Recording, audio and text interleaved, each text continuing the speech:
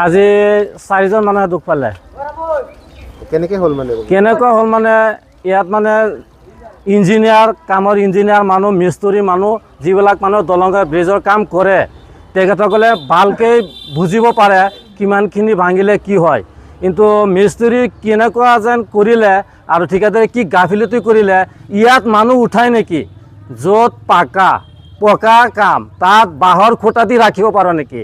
আপোনালোকে তাত যাক গৈ চাওক, বাঁহৰ খুঁটা দি সিহঁতে এইটো কামটো কৰিছিল আৰু এই বাঁহৰ খুঁটা ভাঙি পেলাই মানুহকেইটা আজি বাগৰি পৰিল, একদম মাটিতে পৰিল, পকাত পৰিছে 4জন মানুহ।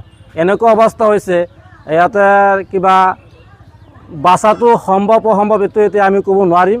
লাহৰীঘাট চিভিলত লৈ আহিছোঁ, ইয়াৰ পৰা ৰেফাৰ দি দিলে, এতিয়া তাত কি হয় পাছত ক'ব পাৰি। ক'ত লৈ যাব দিলে এতিয়া নগাঁও লৈ যাব দিছে।